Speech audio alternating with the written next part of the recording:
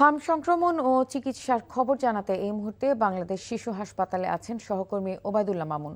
সরাসরি চলে যাচ্ছি তার কাছে। মামুন, হাম সংক্রমণ ও চিকিৎসা নিয়ে কি খবর আছে আপনার কাছে, আমাদের জানান।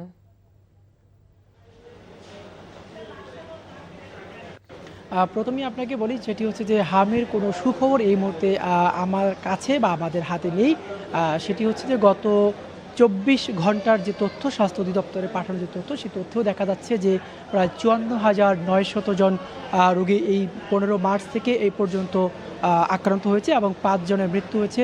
আর আমি যেখানে অর্থাৎ বাংলাদেশ শিশু হাসপাতালে রয়েছি, সেখানেও যদি বলি যে গত ২৪ ঘন্টার তথ্য, সেটি হচ্ছে গত ২৪ ঘন্টায় এখানেও কিন্তু ১৪ জন রোগী ভর্তি রয়েছেন এবং ভর্তি হয়েছেন ২৪ ঘন্টায় এবং এই পর্যন্ত তাদের ৭০০ উপরে অর্থাৎ ৭৮০ জনের মতো রোগী এখন ভর্তি ৭৮ জন রোগী ভর্তি রয়েছেন এই শিশু হাসপাতালে।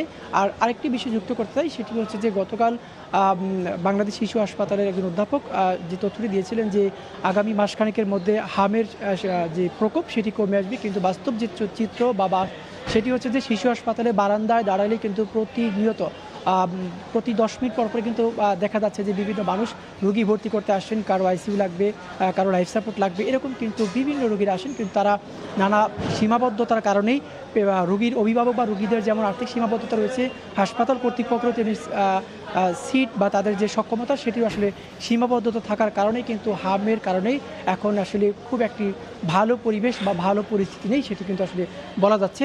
আর ডাক্তাররা বা চিকিৎসকরা যেটি বলছেন যে হামে আক্রান্ত হলে ৯৯ ভাগই সুস্থ হয়ে ফেরেন, কিন্তু সমস্যাটি সেটি হচ্ছে যে হামের সাথে যদি নিউমোনিয়া আক্রান্ত হয়, সেক্ষেত্রে কিন্তু আসলে এটি আসলে ঝুঁকির মধ্যে পড়ে। সেক্ষেত্রে ৮০% শিশুই আসলে মৃত্যু ঝুঁকির মধ্যে পড়ে, এমনটি কিন্তু আসলে চিকিৎসকরা বলছেন। এই ছিল আমার কাছ থেকে বাংলাদেশ শিশু হাসপাতাল থেকে হামের সবশেষ তথ্য। জানছিলাম হাম সংক্রমণ ও চিকিৎসার খবর।